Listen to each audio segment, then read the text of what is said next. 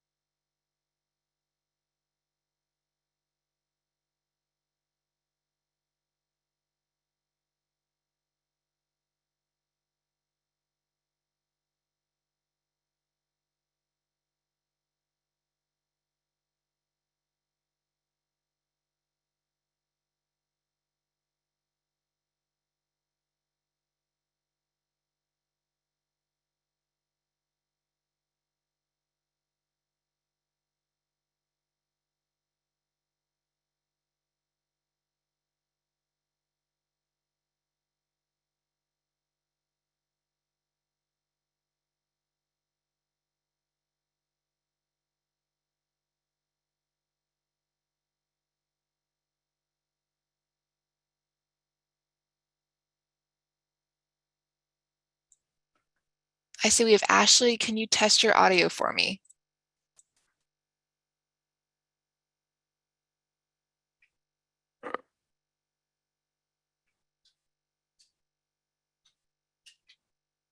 We also have Dr. Sullivan, I think. Can you test your audio for me? Hey, testing 1, 2, 3. Perfect. Thank you.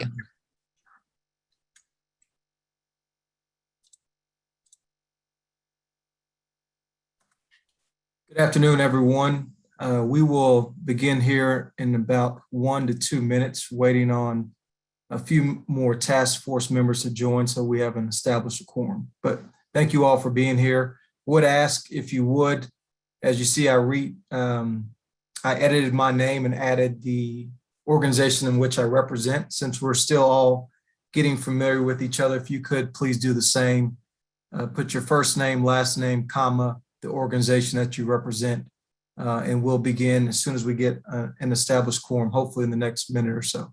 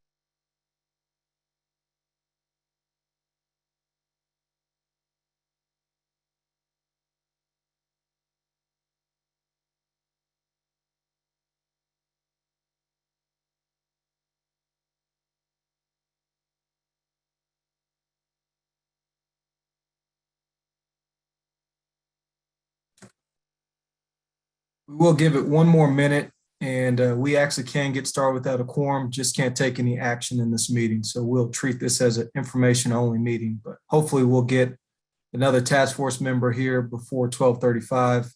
Otherwise, we'll proceed as originally planned on the agenda. Thank you for your patience.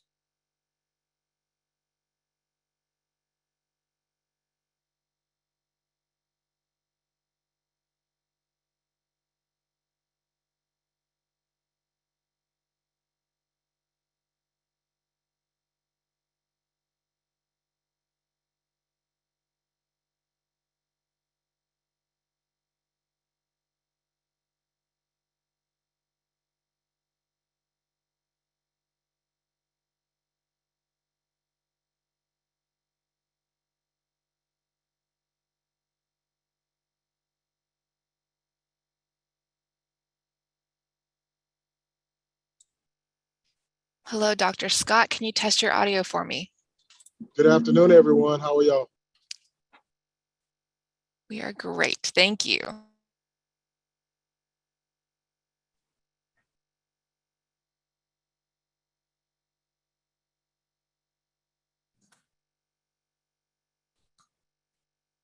Give it one more minute and we'll start right at 12:35. And we are live streaming, so I say once we get started, feel free to turn on your camera and we will begin in about 1 minute.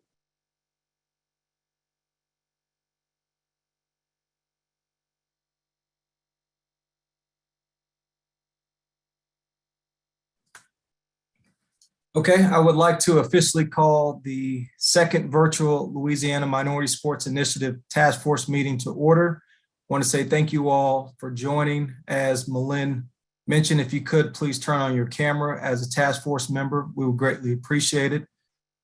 This meeting is being recorded for minute purposes and as well as live streaming for public members. Also, a reminder to stay on mute unless speaking. And lastly, at the end of the meeting, we will take public comments. All public comments can be emailed to webinar@laregents.edu. Again, that's webinar@laregents.edu. Before we call roll, I just want to express my sincere thoughts to all individuals that have been negatively affected by the recent hurricane. Obviously, as a task force, we're being very sensitive and mindful to individual needs. And so, which is why we've made the adjustment to meet today. If you are in a position where, these meetings are not working for you and we need to make accommodations, please reach out to me. Know that we want to find that natural balance between caring for the concerns of our constituents and members of the state, which is very resilient, and at the same time continue to conduct the business at hand that we have been assigned to work on. So just want to share that with you before we kicked off today's meeting. So without further ado, I'd like to turn over to Malin Baker of the Board of Regents to call roll. Thank you. Mr. Tim Detillier. Senator Boudreaux. Dr. William Tate, who has a proxy present today, Lori Williams. Good afternoon. Mr. Scott Woodward has a proxy, Ashley. Good afternoon, everyone. Dr. Monty Sullivan. Present. Dr. Belton. Mr. Robin Banks. Dr. Jim Henderson. I'm here. Thank you. Dr. Scott. Here, thank you. Dr. Eric Wood. Troy Dannon. And Heath, I'm worried I'm going to mispronounce his name. I don't think he's present, so I'm not even going to try to butcher it, but Heath from McNeese. And I don't know if anyone can correctly get that last name for you. Dr. Henderson, can you help me out? Schuler, Heath Schuler. Okay. All right. That's what I thought.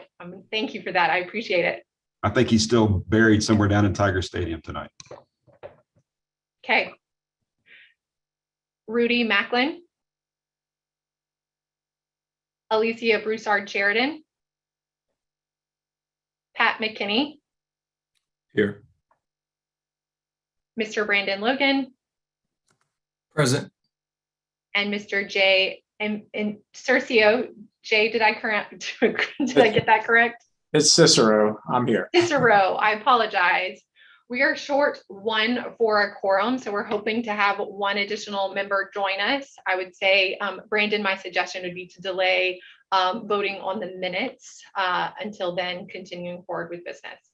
Yes, thank you, Malin. And just wanted to formally welcome Jay Cicero.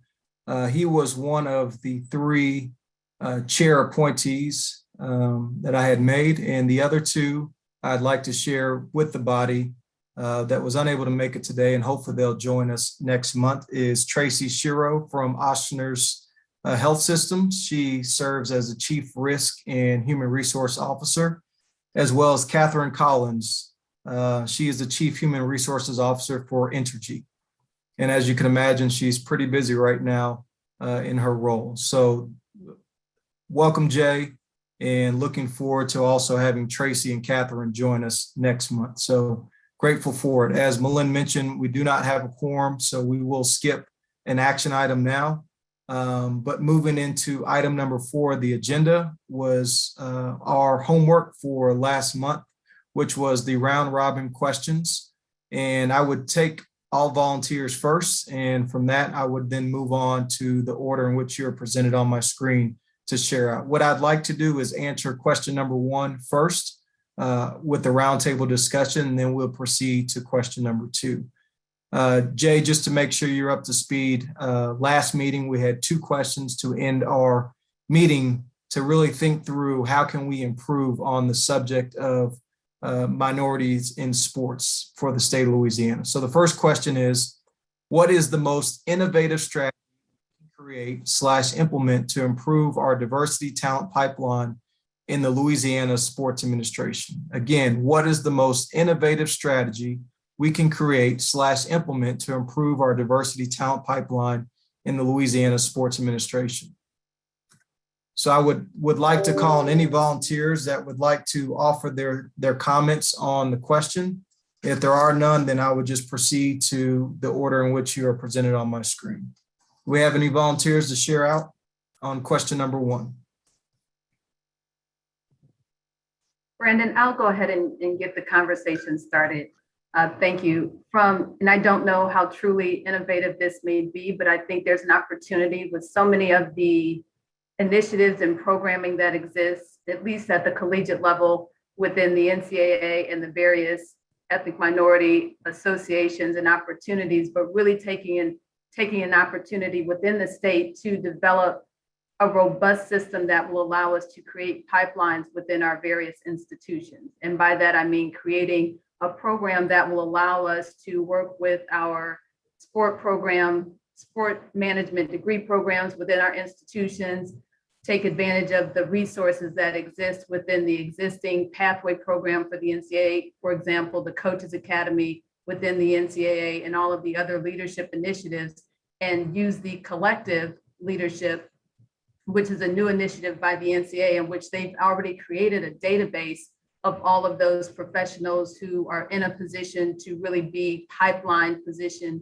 individuals, and use that information to create a program by which we can create our own pipelines and have positions that are identified and designated within our athletics departments that we can use either for entry-level positions that aren't traditionally occupied by ethnic minorities. And again, we talked about this on the last call, being those academic positions, compliance-related positions, but really turn it more toward the positions that generally have a more direct route to the AD's office, which are the development positions, those that assist with the fundraising, taking advantage of those opportunities and growing our own pipelines internally to create those positions where we can attract the best and brightest and then develop and cultivate those within our own institutions. And so by doing that, we're not necessarily beholden to another agency or another association, but we can really identify and develop those folks internally, which would also assist with promotion and retention. So I'll start the conversation with that. Lori, thank Brandon, I'd like to you.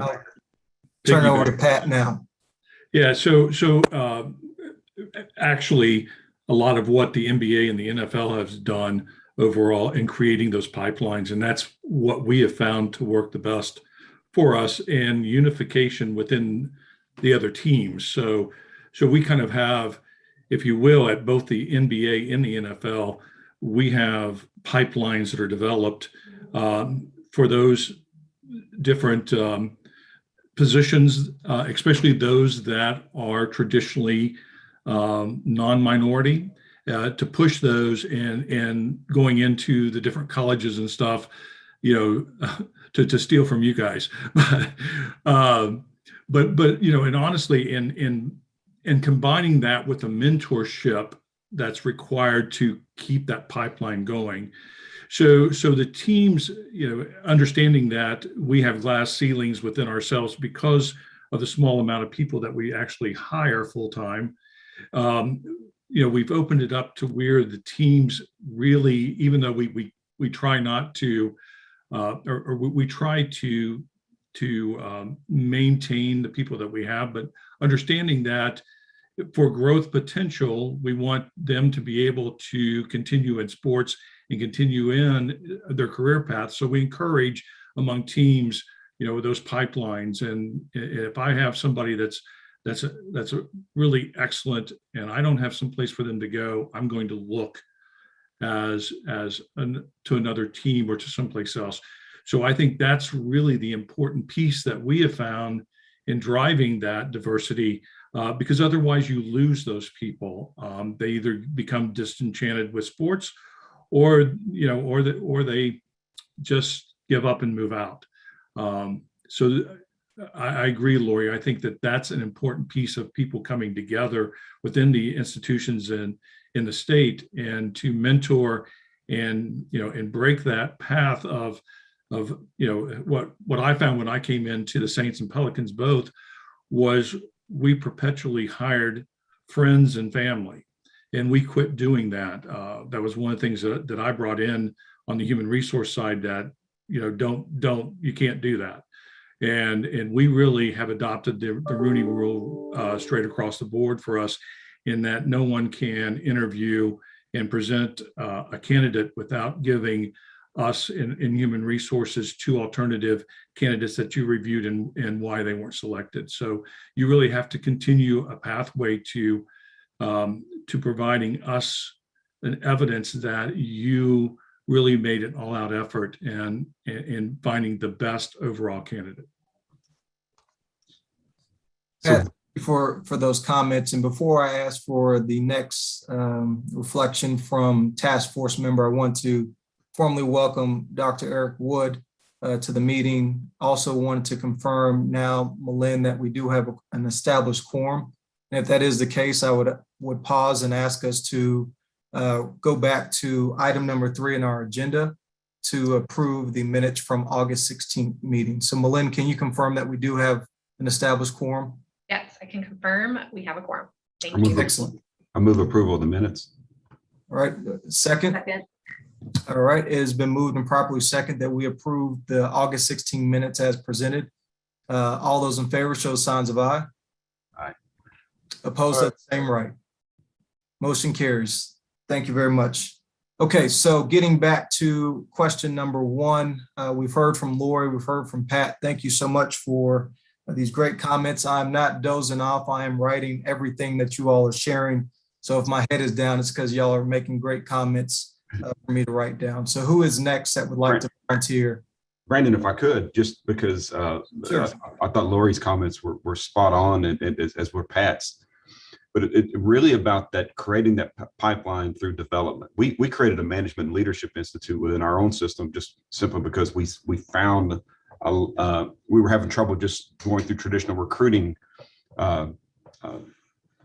services to find a diverse pool of candidates. So we decided, we've got a great diverse pool of mid-level leaders in our organization. If we could put together a very robust, targeted leadership development program then we could have them prepared to move into vice presidencies and presidencies across our system. And we're seeing that begin to pay off. We're in our 5th cohort now, and 50% of those who have completed have already been promoted within our system. We've lost about 15% of those that have gone through to out of state and other systems, but that's okay. I mean, it's part of development. When you invest in developing your people, you make them more attractive. I think it's a testament to the success of the program. But I think it's something that would be worthwhile for us to consider is what would a leadership development program look like that was started within the context of athletics, right? So it's a little bit more focused, a little more targeted. I love the idea of the internships and the mentorship programs. I think that's vital as you're going to develop emerging leaders. But I think it would be worthwhile for us to even maybe form a subcommittee or talk as a group about what would a curriculum look like, what would a program design look like, and then the important part of that is what kind of commitment can we get from the member institutions in this circle to provide opportunities to graduates, because the worst thing that you can do is create a leadership development program like this, and then you ignore those that graduate from it. So I think that'd be worthwhile. Excellent comments, Dr. Henderson. I appreciate that. Anyone else want to volunteer? I see Monty, you came off mute. Brandon, thank you, and great comments, I think, by each. I'm thinking about a circumstance that we face in our own organization, trying to identify and raise up those minority faculty members out there. That it's so important for our students to see people in front of the classroom that look like the student. And so we have faced many of these same challenges. One of the things that we have done, and I think it's paying dividends already, it's going to be a big payoff for us long term, is to go out and find those graduate students in particular programs that specifically are aimed at the kinds of needs that our colleges had for adjunct faculty. We were then able to create a database of those prospective students. And so when our faculty or when our colleges begin to advertise for those full-time roles, they're able to reach out and find those individuals. We're looking at the possibility now of adding a president's fellowship kind of component to it that would further embrace those minority faculty members with our organization, so that they understand how to move from adjunct to full-time, as an example. So I give you that example, really, Lori, to your point earlier about how you build that long-term pathway, because I think we have a significant number of people who are aptly talented, no doubt about that, but lack the opportunity. And so I'd urge that we create something that presents people with an opportunity to formally to train under some of the best and the brightest in the business. I think those are the kinds of opportunities. I think about the Governor's Fellowship Program as a model almost that we might be able to follow, because we do have the people that are capable. Now let's put them in positions where they can learn and grow and develop the kinds of relationships that it takes to make it in this business. Excellent comments. Thank you, Monty. Jay, I see you came off mute, so you have the floor. Yeah, Brandon, again, thanks everyone for inviting me to serve on this committee. I think it's much needed and a good progress on a problem that we all need to make some strides on. So I think from our point of view, and our organization hosts and bids upon and hosts major events in the New Orleans area. And we may have some opportunities to promote the mentor program or to create an event while these events are here. And I'm not saying we're able to do it because we don't own these events, but we work very closely with them. But the first one that I know we're going to have on an annual basis is the HBCU Legacy Bowl, which I'm not sure if Troy Dannon brought it up on the last call or not, but it's being hosted at Tulane this February. It's managed and owned by the Black College Football Hall of Fame. So I know there's going to be some programs for those student athletes who are not going to play football beyond their HBCU teams. But so there may be some opportunity there for us as a group if there is an event that we can create to host it during that event here. And that's February 19th at Tulane. So we certainly could talk to them about the possibility of creating something for not only for kids that are graduating to start off on a grassroots level, but other coaches at HBCUs who may have the opportunity to advance. The second is an event that we actually do manage and operate. That's the annual R+L Carriers New Orleans Bowl. I know we have leeway within that event to do something at the Superdome. That is going to be, I believe, Saturday, December 18th this year. We have a lot more control over that one than we have the other ones, but so there may be the opportunity to promote something there. But the biggest one being the men's Final Four coming here in April of 2022. There is a large basketball coaches convention that already travels with the Final Four every year. And there are several thousand basketball coaches that will be here. So we can talk to the NCAA about this and ask them if there is the desire or the ability to host, again, an event within the event that would help promote this program that we're trying to create here. Jay, thank you for your comments and feedback, and again, your participation in this task force. Anyone else want to volunteer before I call out the remaining task force members to contribute their thoughts? Ashley, you have the floor. I'll go. I have several things written down just because I think there's several things that have to happen.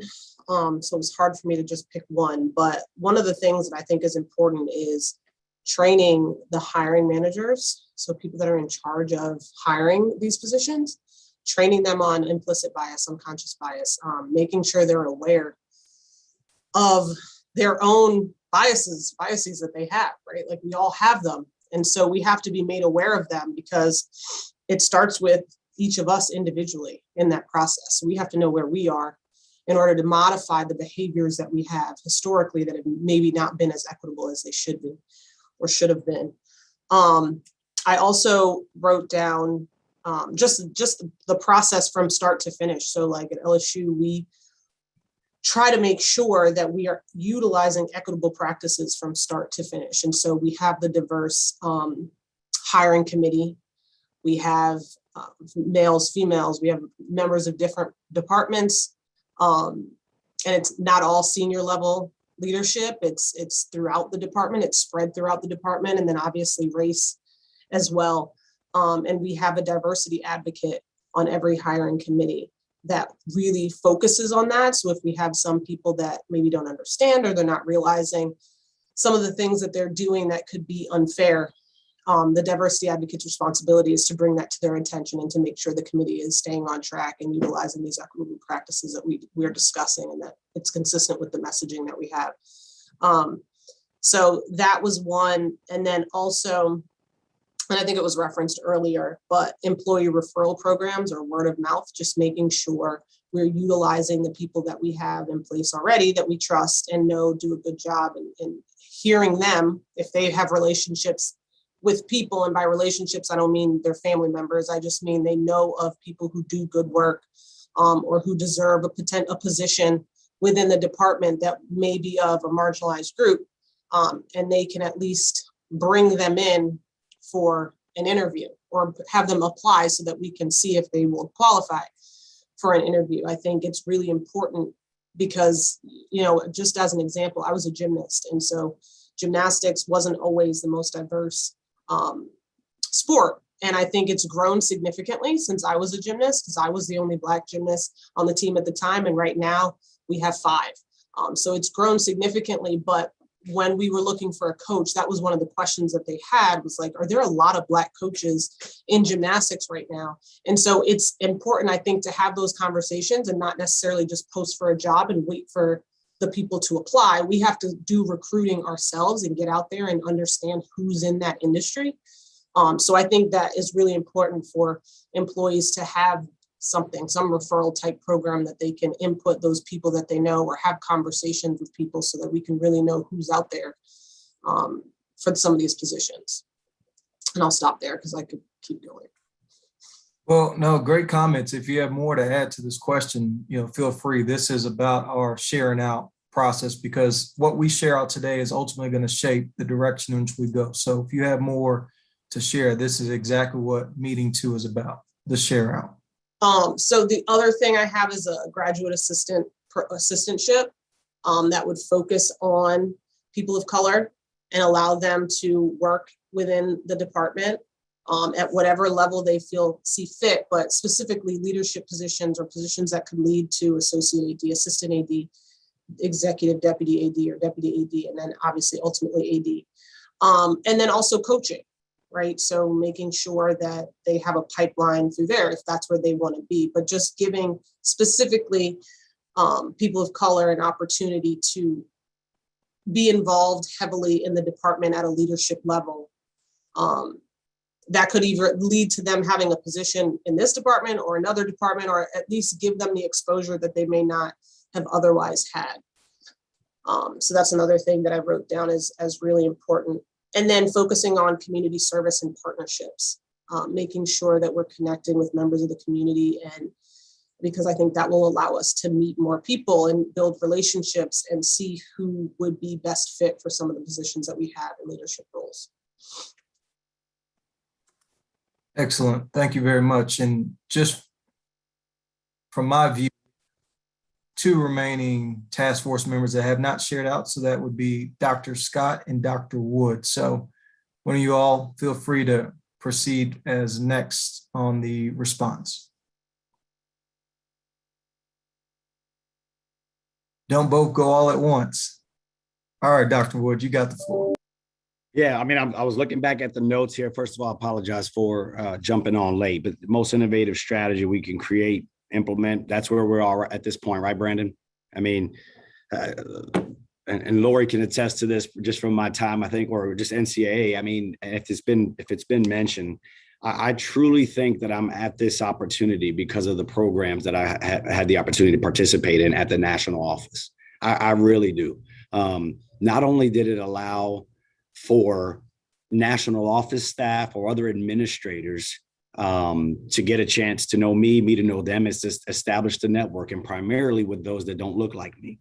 And so that was number one. Number two, as I think back on all of those issues, they were opportunities to brush up on public relations, budget and fiscal management, hiring practices, establishing my own messaging. I mean, all of those things over the last, say, 15 years of my 22-year career were things that I probably was not going to get in my regular setting. So whether I was nominated for them or I applied for them and my supervisor supported that, there is no way I would be in this position. I mean, and these were not feel good, I'm just going to say diversity programs. These were like, I came out of those wondering if I could still become an AD, you know, on the staff and the facilitators that were involved in this, to learn a little bit more about who I am, what my strengths were.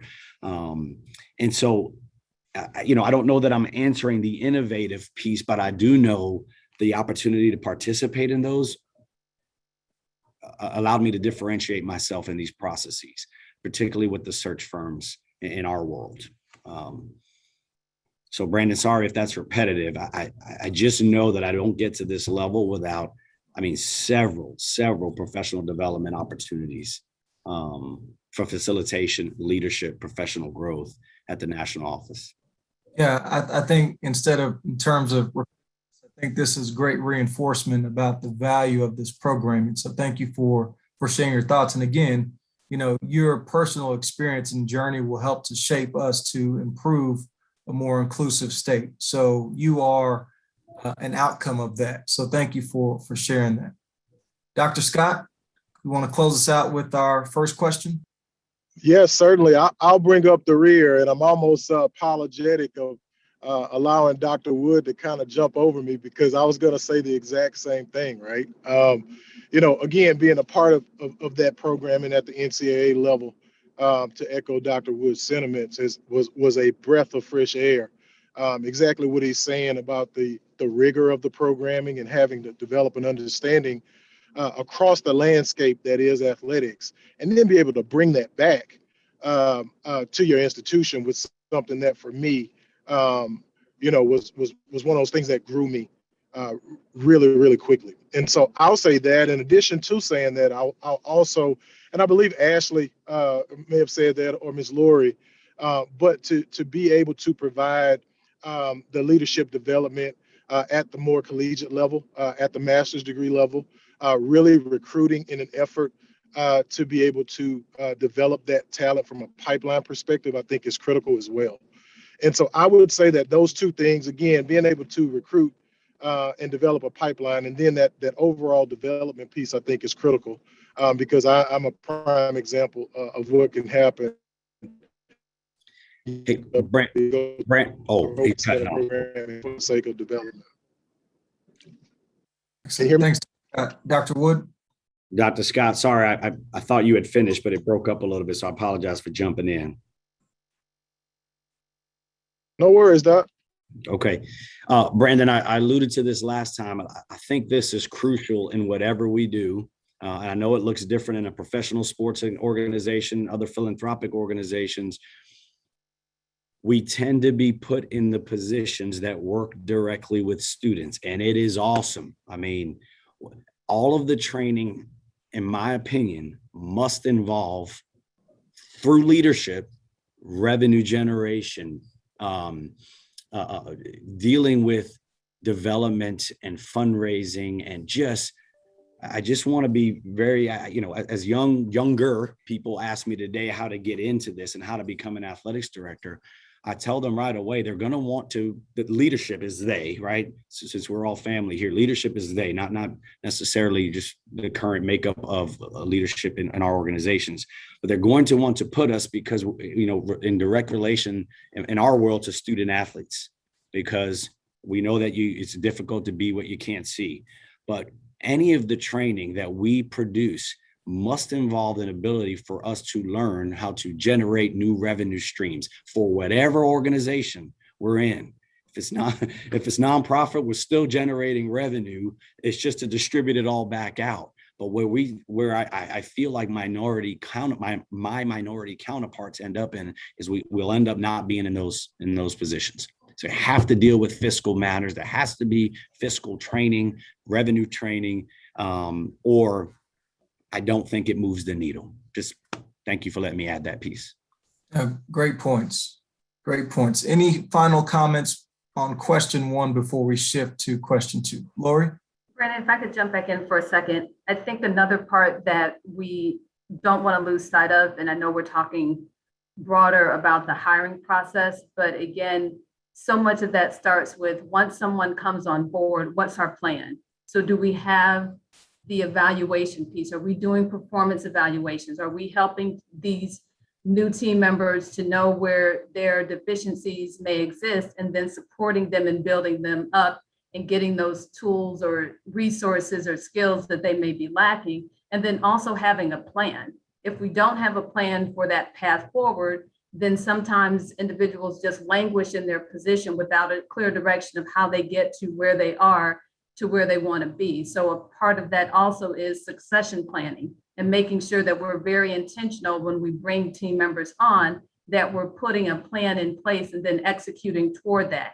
If we have individuals who are high performing, making sure that we continue to keep them challenged so that they want to be engaged and stay with the institution. And so keeping those things in mind as well. Once we bring on these amazing dynamic leaders into our organization, what are we doing to continue to grow and develop them so that we can aid retention? And so much of that is pushing them and pushing the institution and organization to create those new opportunities. And I think it may have been Monty perhaps who indicated sometimes in order to move up, you have to move on. And that is a natural part of it. But as much as we can continue to grow and develop those individuals, we need to make sure that we're doing that. So that's all a part of it from a managerial supervisory standpoint, that we're positioning those individuals, especially our high performing team members, to do more and take on more outside of their, what may be the scope of their current job responsibilities and duties. Lori, your final comments is actually the perfect segue into question number 2, because we want to talk about the role of support for people of color and women in athletics to ensure retention and advancement. And I thank you for those comments. I think those are all, everything that has been offered today was noteworthy and certainly something I think can be implemented in our final recommendations moving forward. So, let's shift from the ideation phase of what types of strategies can we create to foster this type of inclusive culture. Now let's move into the sustainability piece. How can we offer, what are some of the material recommendations that we can offer for that continuity and retention for women of color, women and people of color specifically within sports? So Laura, not sure if you want to take the lead and continue the conversation specifically in that area, but would love to hear your thoughts and then open it up for the larger task force to chime in. Certainly, I'll go ahead and take a stab at it. As Eric indicated, my career is similar, is based or has been based on people taking a chance on me when I didn't clearly have the requisite skill set to be able to take on that next new opportunity. So as important as mentorship is, we also need to create those opportunities for sponsorship. And I see sponsorship being different in that a sponsor is someone who will advocate for you. Mentorship is maybe that more personal relationship, someone whom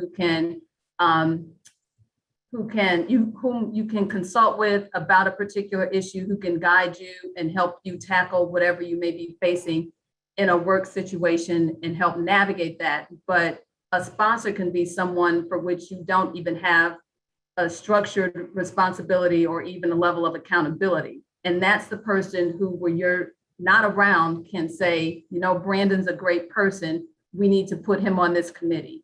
And that, I think, is as important as mentorship, because it's those individuals who will open those doors and allow you to walk through and who can speak on your behalf and create those opportunities. It's not enough for us to have a database full of individuals who can perhaps do the job if they're never given that opportunity. And it only takes those people who are in those decision-making positions to create the opportunities and give the chance for someone, and then the support. No one wants to be placed in a position where they're out on a limb and they don't have a safety net. But to put someone in that position and then provide the resources, the counsel, the whatever it is to allow them to be successful and know that they can move forward in an environment that's supportive with people who not only value what they bring to the table, but will also allow them to fail in a safe environment and then learn the lessons from that and continue to do more and contribute to the organization. So again, women, people of color, advocates, sponsors, mentors, all of those, intangibles and those relationships that will allow someone to get into that position and then ultimately be successful.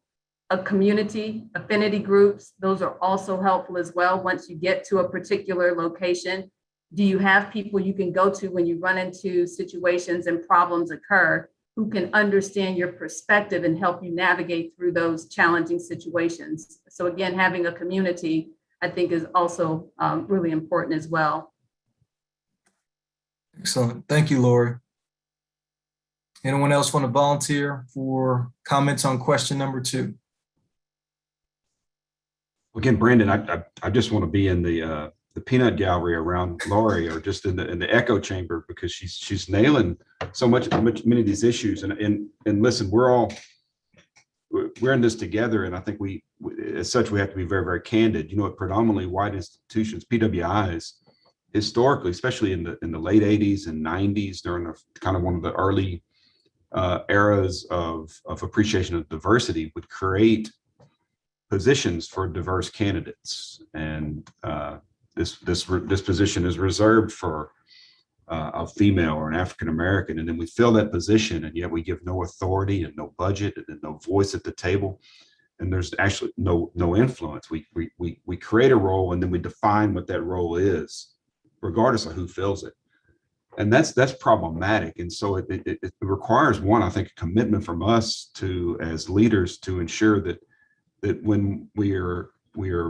expanding our pool, or when we're bringing diverse candidates and we're giving them positions, we give them positions of authority, and we allow them to operate just as we do every vice president we've got. It's a real easy way to diversify your cabinet, to create a vice president of diversity and inclusion and fill it with a person of color. And then that person comes in, they operate by themselves. Maybe they have part-time access to an administrative assistant, and they sit in the cabinet meeting.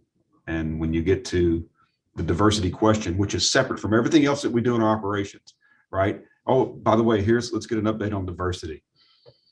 That's just an insufficient way to truly be inclusive environments, create environments of belonging. I think that there's some opportunities to educate boards, and certainly to educate CEOs at institutions about what belonging means, as opposed to just diversity, and that prevents this, or that allows us to stop checking boxes and instead create environments that will be truly beneficial of the voices that we now have at the table.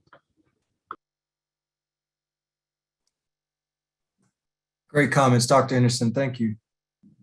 Anyone else? Yeah, Brandon, I want to echo a little bit of what James said.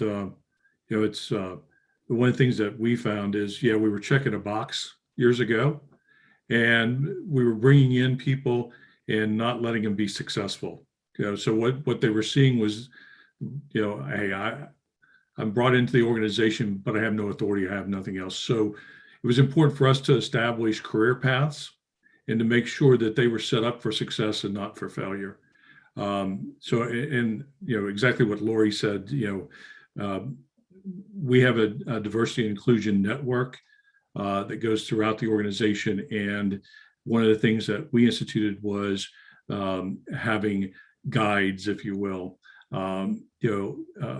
instead of mentors or anything, but they were guides to say, how do you get through the organization? How do you work? And how am I successful? Was really important in developing that. And then having people see other people that look like them succeed. And that was the big aha moment of, it was very easy to bring somebody in, but they could get disillusioned very quickly. And, I'll say one of the things that I'm probably, I smile every time that I think of her is Teresa Teaspoon, Teresa Weatherspoon in our organization. Love her. And she's not afraid to go out on a limb, and she's probably one of the best guides I've ever met, to be honest with you. And she's been such a strong piece of our organization, of us being successful and understanding some of those programs. And we've made huge strides in that we also now, borrowing from Lori again, we actually have education programs that we send those folks that for management training and stuff, to make sure that they understand the business and they understand what they're doing overall and how to be successful. And again, see those people throughout the sports world that are successful doing what they're doing. So those are a really important piece of us really ensuring their retention, number one, but also just their ability to advance within the organization or within professional sports. And Brandon, I don't want to just follow back up on that, because I think it's a great point. We just on the screen, we've got Eric Wood, Trevion Scott, we got Tim Duncan down at University of New Orleans, JT Terrell at Nicholls State. All four of these gentlemen are extraordinarily successful, adept athletic administrators, right? And that's important, because that's their job. if we don't take advantage of having these 4 guys who can serve as role models for so many others that are coming into the organization, that's a missed opportunity. But 2, we've created an environment within our system that people can say, you know what, hey, that's a place where maybe I can be successful. That's a place where maybe I can move. And I think that's one of the benefits that's sometimes understated about having diverse and inclusive environments. But we struck out in each of these situations to go find the best possible athletic director for our organization. Louisiana Tech it went across the country to find the best athletic director they could find, and we got him, and he's here. Now we're gonna weigh on him. We're gonna lean on him and say, hey, Eric, you got to help us continue this work. We got Travion. Travion's going to have to change his profile picture. That blue, baby blue color is really bothering me. We're going to get that black and gold on it, but he's doing extraordinary work. Now he's at an HBCU, right? But he has to understand, and he understands probably better than most at an HBCU, that there's a diversity and inclusion conversation that has to exist there, right? Because it's not a narrow, easily defined concept that we're talking about, and Travion gets that quite well. So, taking advantage when we do have these leaders that we put in place to then become champions for our organizations in this work will be important as well. I'll be quiet for a while. No, those are all great points, because it makes me think about Ashley's original point about community and Dr. Wood's comment about revenue. Are we doing enough to highlight to the broader community outside of the sports industry how adept these individuals are? Are we putting them in positions to lead volunteer initiatives that allow them to get exposure? And I think those are also part of the retention elements to long-term success and leadership, is that you're very active and you're very successful inside and outside of the organization or the entity in which you oversee. So I think those comments that you made, Dr. Henderson, are important, because you can see another athletic director. University of Texas is a great example. They're very prominent outside of athletics, and it gives them access to the business community that helps them to improve their bottom line. And so these are some of the conversations stemming from what you shared that is percolating thoughts in my mind, is, are we doing enough with the support, not just inside of sports administration, but outside as well? Is there an exterior layer of support that they're gaining outside of their day-to-day profession? And that's something just for this task force to consider. Any other thoughts outside of those that we've heard from so far on question number 2?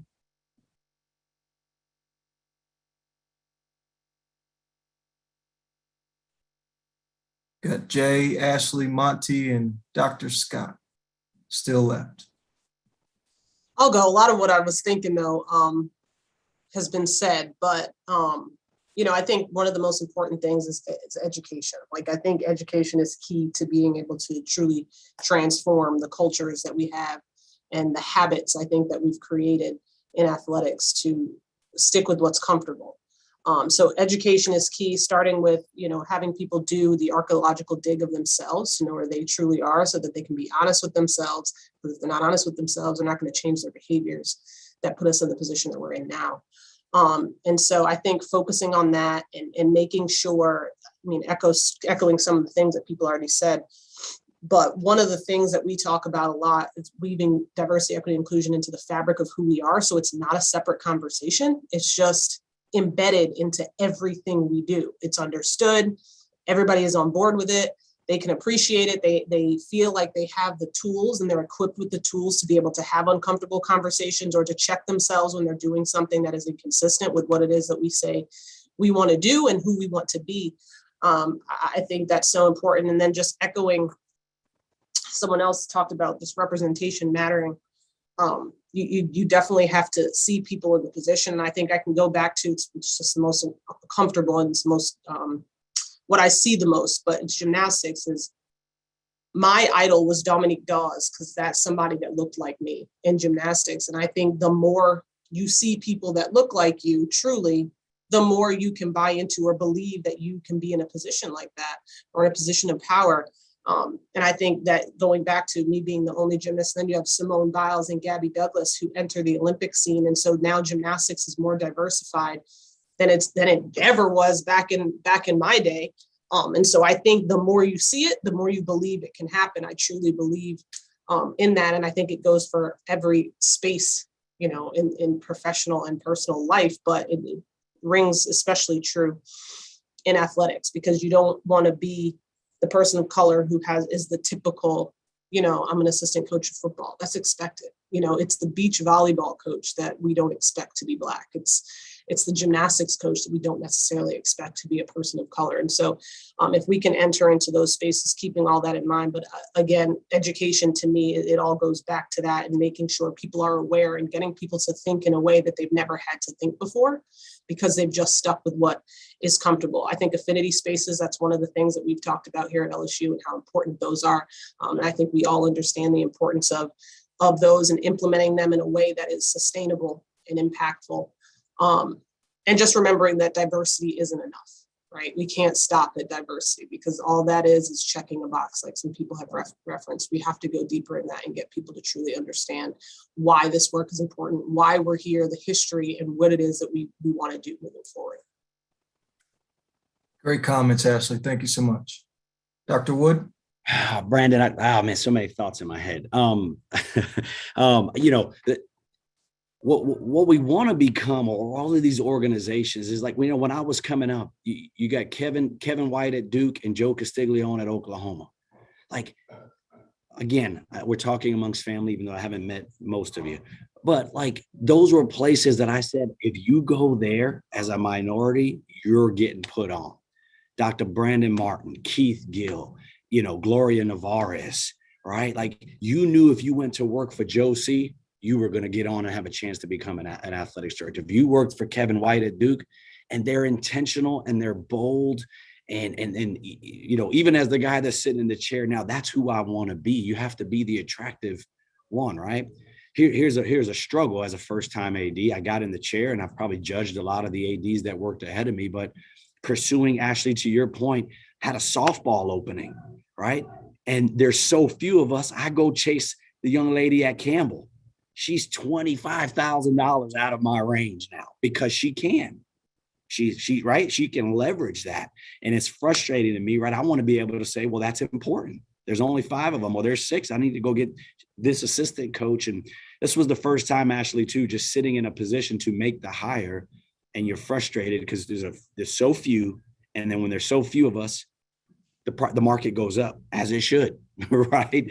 And so this was the first time sitting in the chair after I've judged so many of my other athletic directors that sat in the seat of frustration and going, all right, now I've got a pool of assistant coaches that are probably going to be ready to make the next step when I have an opening or an opening presents itself. So I just wanted to share those 2 thoughts. But the idea being, do people see Mr. Pat McKinney? Do people see Jay Cicero? Do people see Dr. Henderson, you know, Monty?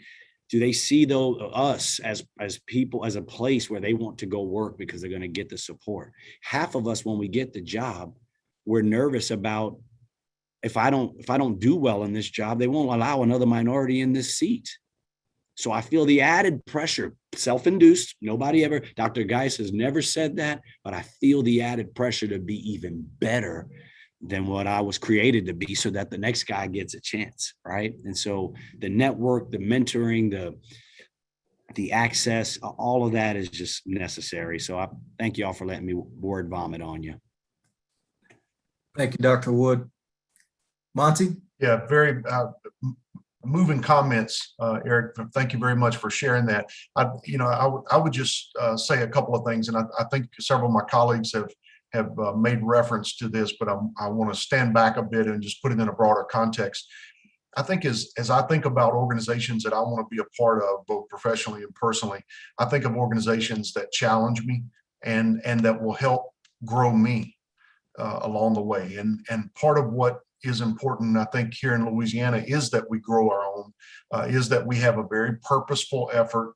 Eric, as you said a few minutes ago, if you work under, coach under, you are, sit alongside some of the greats in the business. That relationship is what's going to help you to move forward from a professional point of view.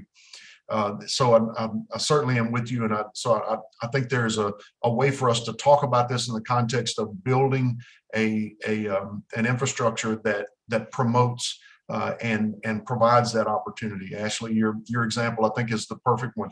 You've got to see people who look like you to feel like this works, and it's the same thing in our college classrooms every day. One of the things that we started back in 2008 here in our community of technical colleges, we have 12 colleges. We now have 3 of those that are led by people of color. We have a 4th that is a minority as well. We have as many female chancellors or CEOs as anybody in the state. But we did that through a purposeful effort from 2008 to 2021. Of going out and investing in our people and making sure that they had those opportunities to be an interim leader, as an example, that they were able to vie against national candidate pools. So we spent a lot of time in that effort. I think that's the kind of infrastructure that so many of our both student athletes as well as those who are just interested in sports administration, they need that kind of support. The final point I'll make to you, and Ashley, you mentioned this a few minutes ago, the search advocates. If you aren't familiar with the search advocate process and the curriculum and training, it didn't originate at Oregon State, but Oregon State has one of the better programs out there. I would encourage you to go take a look at those and incorporate many of those principles into what you're doing in your own organization. It has been a game changer for us. Thank you, Monty. Jay, any comments that you'd like to add to question number 2? Yeah, I think it's, first of all, it's just great conversation. Really happy that you guys asked me to sit on this committee.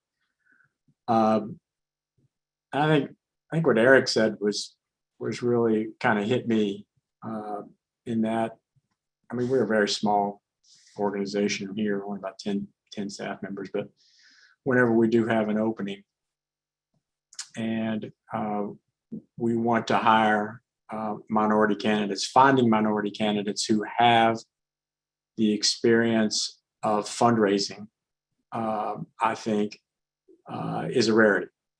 And to increase that pool, I think is very important, because I think Eric is right that anytime, whether it's a small group like us or a larger group like the Saints and Pelicans, if you bring that to the table, you are definitely putting yourself ahead of everyone else.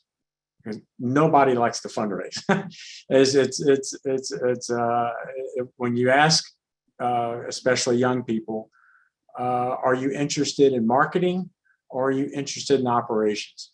95% of it's operations, right? Because they don't want to go raise funds. They don't want to make the phone calls to sell season tickets or do whatever the entry level marketing jobs are. But those that can sell or those that are willing to sell or learn to sell are going to advance a heck of a lot faster than operations.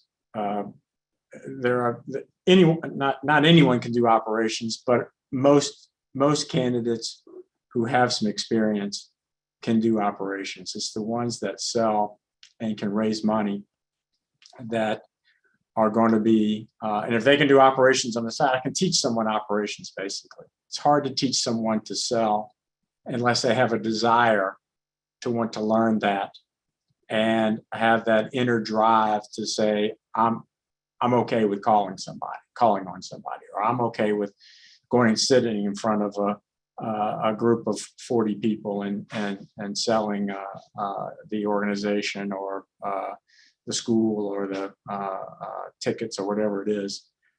So I think that's an important piece of what I see out there, is that when there is an opening for someone in marketing, whether that be, again, one of the schools, will get calls. When there's an opening for operations, they got enough people who are interested already where they can get a qualified candidate. But, teaching those skills, and they got to be taught at in the collegiate level and when they get out of college and brought up in that. So I think that's important because like Eric said, every position, even coaches, fundraising is a necessity.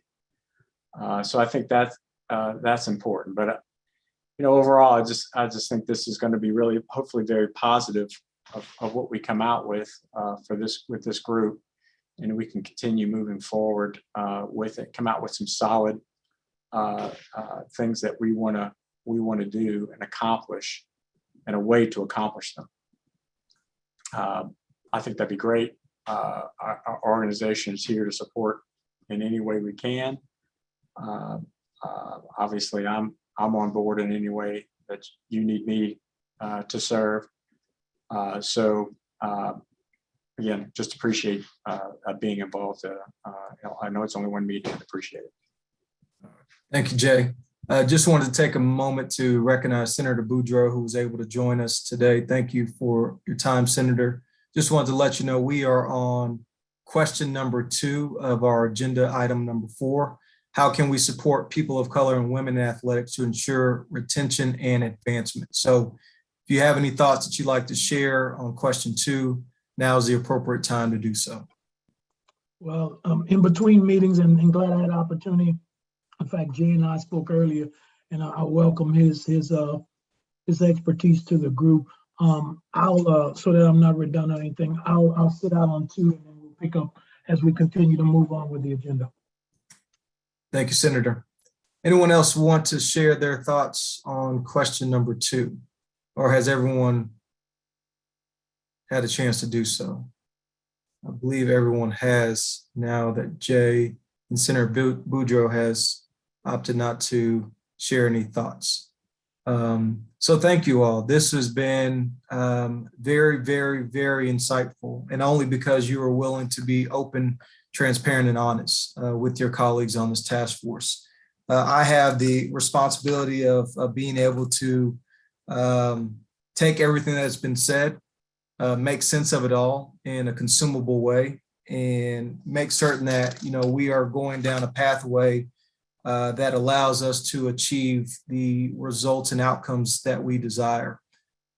As I was jotting down notes, I established 3 primary objectives that would love to express to you all in hopes that my thoughts are in alignment with the collective, and we can use this as our means or our North Star to guide us during this process. And then I also took some notes around what Ashley said in her first thought, which was about the role of bias in the process, and mapped out some of the steps that I believe we should consider taking to really ensure that we have a fair, just, and equitable process moving forward.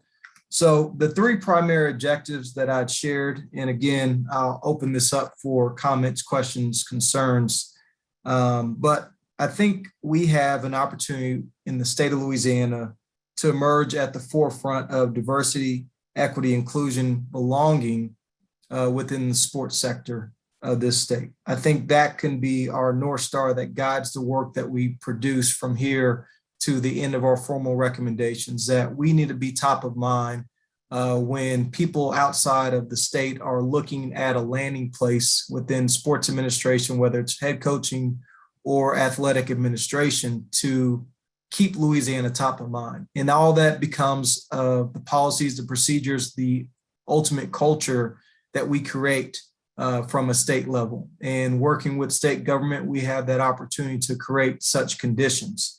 So I think that should also be a source of inspiration for us to aim high and to establish ourselves as that emerging state that is really committed to diversity, equity, inclusion, and belonging work. So that was the first objective that I established after listening to this conversation. Secondarily, I think that it's important for the state of Louisiana through this task force work to mandate diverse candidate pools for the interview process with a minimum of 3 diverse candidates. I know it's typically 2, but I think we have an opportunity if we really want to have and realize the change that everyone has discussed today. We have to take it a step further. And I think this could be an opportunity for us to create those natural conditions where 3 individuals that fit the minority subgroup to fill a process of the candidate pool for athletic director as well as for head coaching positions.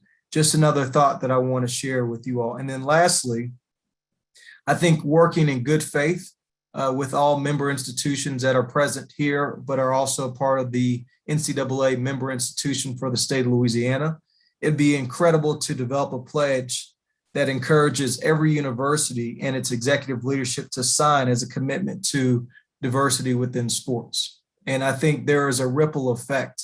Obviously, you can't legislate behavior as much as we'd like to believe that you can, but I think we have the ability to really promote and inspire a culture of change that is more inclusive, where diversity, equity, inclusion doesn't have to be a separate line item. It's actually a part of the culture that we all live in, and that it's truly evident in looking to our left and our right of our colleagues that you don't see just one standard physical characteristic, that we can see a greater sense of the world within our workplace. So those are the 3 objectives that I think could guide our work, that I'd like to take a pause there, gain for reflection, and then I would like to share with you the roles of improving the bias within the hiring process. So any comments or questions, concerns on these 3 objectives? Brandon, as a point of clarification, and going from 2 to 3, so there is an existing 2 minimum of 2 required diverse candidates for the hires. I apologize, maybe I should know that.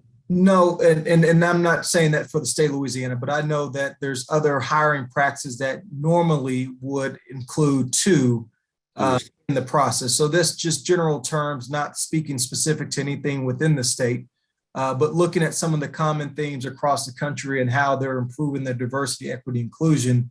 2 doesn't seem to be enough because the outcomes continue to be the same in most cases. And so how do we intensify that process to ensure that we have greater results, which is why I am recommending that perhaps that minimum gets increased to 3, that we are formally recommending to the state at the end of this task force process to take under consideration. Okay. Brandon, if I can get some clarification on objective number 3. Did you identify NCAA institutions as those that would participate in the pledge? Yeah, if you recall the original presentation I gave, the institutions that are under examination are the 13 Division I member institutions of the NCAA for the state of Louisiana. So it would be everyone that would participate in the NCAA Division I level for the state. Our goal would be to encourage individuals to adopt the pledge that we create for them as a part of continuity for Division I sports. And we know the effect that could have on other levels of division and then subsequently at the high school level as well. So hopefully we could set the stake in the ground that establishes a new tone that can be repeatable processes established for entities, institutions, organizations to honor and take that pledge as well. I would just offer, in the spirit of inclusive excellence, if we could expand that to our colleagues at the 2-year institutions, as well as our NAIA colleagues or other 4 years, and not limited to NCAA, but really any post-secondary institution. Just for thought. No, absolutely. This would definitely cascade throughout the entire state. It's just what we examined was the 13 member institutions from the Division I level to establish a baseline of how we're performing in this space. But this would definitely not be restrictive to only Division I. We would want to to move that spirit of inclusiveness and excellence as you described to every institution across the state. Perfect. Thank you. Absolutely. Great question. Anyone else, comments, questions for clarification's sake, concerns? Just thoughts that, were created from, conversations that were shared today on how we can really bring a synchronized process moving forward. Let me say that I think first commend you on those three objectives. I think they're good. I really like the pledge. I would like some feedback on. I think Eric had brought it up as it relates to the 2 to moving to 3. So we're having difficulty now with the 2 limited to 2. So I guess my concern comes in that if before we get our, so to speak, proposals together and have some time for them to start working or those seeds to grow, we expand it to 3, or we just watering it down to say that, now you have to get 3 in the quality that we're trying to provide. And I think Jay had brought it up earlier when we were talking about the marketing and the operations issue. Do we just have a 3rd name down just to comply with whatever these are? Or, so I guess timing, I agree that at some point you want to expand it because we don't operate well with quotas, or when, we do the bare minimum. If we're gonna walk a mile, nobody walks a mile and a quarter. You walk a mile, So that's just my thought. That do we want to put it on the front side, or is that something that can be amended in earlier so that we don't lose any momentum in this process by adding another? And I'm using the word barrier for lack of a word here. It's not a barrier. I think it's where we need to be. But I'm asking, is that the priority? Should we go at that first? Or should we, doing our inclusiveness process, try to get everybody on board buying how bad a job we're doing now before we start adding more? My thoughts, but that's what we're here for. I'd like to see if anybody else shares those sentiments, or if we think you start off big and you go with 3. Yeah, and great comments. One that I would ask everyone to chime in if they had a response. Again, my goal as chair is to make sure that we are elevating our own expectations to ensure that whatever standard that we're setting for the state is one that, number one, is a stretch, but more importantly, one that can be achieved and hopefully create new conditions for employment opportunities. So anyone have a comment to Senator Boudreaux's question? Brandon, the point of the clarification for me, my heart started racing a little bit, right? While I was at UCF in the middle of Orlando, easy breezy. Trying to recruit people to Ruston, Louisiana, in my first 11 months here has been difficult. And to the point that I shared towards Ashley of even the ones that my diverse candidates that I can find have been out of our pay scale, right? Which means we've got to step it up. We either got to pay, but my heart started racing. So I didn't want to comment out of fear as the one who would be in the position to hire a head coach, right? But I do want to be stretched. And so, I thought, and maybe they were more implied, like you can't have a list of finalists without one minority candidate, right? So we were going to go to 2. But my response would have just been out of fear of, can I get somebody to commit to being a finalist for a head coaching job in Ruston, Louisiana? So I'm processing. Okay. All fair comments. Lori? I would just add to that, having served in my capacity at Grambling over human resources, it is a stretch at times being able to recruit to Northern Louisiana. And now that I'm South, I don't know if it looks a lot different down here, but that is legitimate. And to the senator's comment, I would hate for this to out the gate become a let's just plug someone in so that we can check the 3 box. I would always move and be inclined to go with quality over quantity. And so if we can get 2 strong candidates, that makes me so much happier than 2.5. or someone who's just, again, filling the box, because it doesn't help that candidate. And it really takes us 3 steps backwards in what we're attempting to accomplish, because it really just undermines the process if we bring someone on campus who is not close to the other candidates that we have in the pool. And it, again, just undermines what we're trying to accomplish in presenting the best and the brightest. Absolutely. That's just my 2 cents. No, great comments. And so, these are, again, I know these were shared with you all without giving a lot of time to process, and I will definitely put this in an email for you all to take into consideration and figure out, what should be our primary objective as we start getting into the work. We've answered the 2 bold questions that really will guide us into the next step of the process. And I just wanted to begin initiating that process before we close today. If there's no other questions on that, obviously we have 12 minutes to close, and I'll be respectful of everyone's time. I did want to share with you all some steps towards eliminating the role of bias in hiring. So if there's nothing else, I'd like to transition to that. Share these 5 thoughts, get your feedback. And again, I will share these with you in print for recommendations to revise and or accept. The first one, which was so important to everyone that weighed in on this subject, was awareness training. Can we establish an awareness training to reduce unconscious bias in the hiring process? And I think it's definitely could be uniformed and distributed throughout the state, where individuals get a chance to understand that we all have unconscious bias, regardless of race, ethnicity, creed, age. We all have our own implicit biases, and acknowledging that publicly first allows you to start moving down to this process of reconciliation.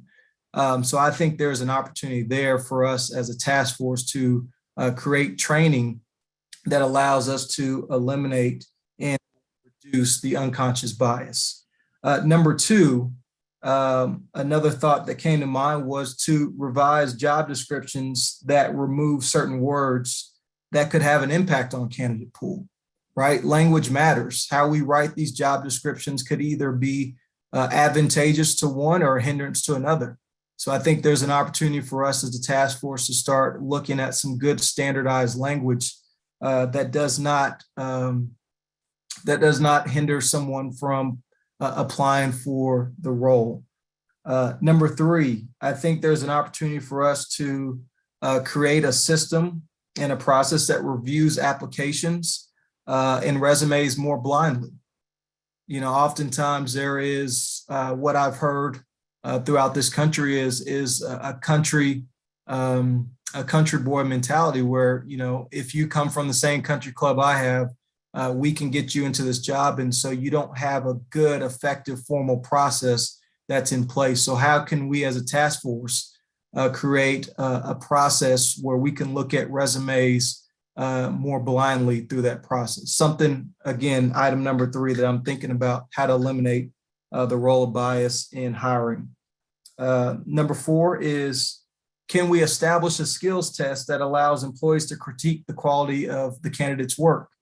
I'll use that same example of from the country club mentality. Have we really taken a chance to analyze one's skill sets, or are we just hiring because that is my uncle's best friend? Are we really taking time to analyze one's skill sets to ensure success in the role? Jay, you've mentioned, Dr. Wood, you mentioned about the revenue. Are we taking all these factors into consideration when we're hiring? And can we create a skills test that allows us to understand where they're at in those key areas? So I think this is something that is mutually beneficial to ensure that you are hiring and to ensure that you don't have a high attrition rate that you have to deal with. And so this is a recommendation that I'm offering to the task force for consideration is, can we put some meaningful work and time behind creating a process that allows us to create a skills test for hiring purposes? And then lastly, to standardize an interview process that eliminates the unstructured interviews. Oftentimes people have gotten hired just by a quick phone call outside of the formal process, and that has been determined before public acknowledgement. And, can we create more of a standardized process that keeps everyone true to a formal structure and the less informal structure that oftentimes finds its way into the hiring process? So I'll repeat all 5. And again, I'll put this into an email for you all to truly mull over. But number 1 was to establish an awareness training to reduce unconscious bias, great for level setting. Number 2 was to revise job descriptions to remove certain words that could have an impact on candidate pool. Number 3 was to create a system or process that reviews applications and resumes blindly. Number 4 was to establish a skills test that allows employees to critique quality of candidates' work. And then lastly, standardize the interview process to eliminate unstructured interviews. So those are the thoughts I had around eliminating the role of bias in hiring, which I think is essential to why we're here today, is to improve that hiring and recruitment process for the state of Louisiana that all of our member institutions could adopt and hopefully inspire other institutions outside this task force to implement as well. So I will yield the last 6 minutes of my time to the task force for any comments, questions, and or reflections. So Brandon, we use 4 of those already. Just so you know, we do have bias training. All of our hiring managers go through implicit bias and the different unconscious bias and all that. We use Textio is our resume, or I'm sorry, our job description. It goes through and removes language that may make it more masculine, may make it more feminine, whichever. And so that's one thing that we do. We also encourage blind resume looking. We try it, especially on some, we remove the names and make them look at it without names. And then we use standardized interviews. And we actually require committees and human resources set in on finals, and they go through that. So the only one that we don't use at this point are the testing, but we've been successful with those things. And Pat, just to ask as a follow-up, would you suggest that these 4 have made you organizationally better? Absolutely. The result in it, especially, we started out with the implicit bias training and interviewing and understanding, what you bring in. And what we instituted in that, besides the training, was the group interview process. And to where we explain to people that 3 people are going to see things differently and they're going to hear things differently. And by getting our managers understanding that, we really were bringing better qualified candidates forth. And we, without saying, we were getting the 2 minority candidates in there, because people were conscious of those things. And so that's been quite successful. It's interesting. I was listening to Jay. We've increased our sales staff on minorities leaps and bounds. Matter of fact, one of the things, we have a director of sales at our G League team that we promoted from New Orleans, and that was one of our how do we keep a minority female, enthused by our company, and we gave her a career path. And so, those are the things that are successful. And yes, I agree that these things are important in that process, understanding. Awesome. Thank you, Pat. Any other comments for reflection? Brandon, I'll just add for our notes that within the NCA structure, there's, whether it's still a viable designation or not, there's still that SWA position, that senior woman administrator. I am a part of another committee that is talking about a minority position that will be required at that level. So just for our conversation, so we don't have unintended consequences there. There'll be many of times where people have called me and said, what do you know about that position? It looks like it fits right up my alley. And I go, read the last sentence. It's the SWA position, right? Or that could look like it could be the minority position moving forward. So just for our notes and our record, so we don't have unintended consequences that hurt those of us in the NCAA membership. Excellent. Thank you. I'll say it real quick. I know we got a couple of minutes. First of all, one of the things, again, Jay and I's conversation this morning was the awareness between the committee. And Pat, thanks for sharing what the Saints are doing. And one of the things we get to now understand is that you guys are going through this process and it's made the organization better. So thanks for that. And that's another benefit from being on this committee. We'll be able to find out internally what we're all doing in different ways. My question was on number 4, just for some clarification. And Pat made it even clearer when he said we're doing 4 out of the 5. The skills test, what will we be looking at in that area from your research on this, Brandon? Yeah, I think this is a general thought to bring to the task force for consideration. It's nothing that's been clearly defined yet. Okay. It's something in terms of subject matter that is this an area that we'd like to explore to create an opportunity to improve the process. Again, this is all centered around how do we eliminate the bias in the hiring process. And, you know, oftentimes people are very qualified, but they lack the opportunity. And so if they're qualified and competent and capable to fulfill the role, why are they not getting that chance? And so I'm recommending that we look at ways to layer more blindly individuals that could not be subjugated based on, you know, their race or ethnicity, but they have the competency to do it. So this is just, you know, a recommendation for us all to consider. Nothing I say has to be accepted, but just trying to drive us in a direction that at least allows us, for the time's sake, to accomplish something meaningful before year end. No, that is, I just was trying to get a picture, a visual of what that would look like. And that answers it pretty good. Based on the performance the Saints had yesterday, they probably will jump on this 5th one in a hurry. The skills test. Great comment, Senator Boudreaux. Anyone else? I know that we're at the top of the hour and I want to be very respectful of everyone's time, but this has been great dialogue, wonderful discussion, and truly grateful for you all's feedback. Anyone else?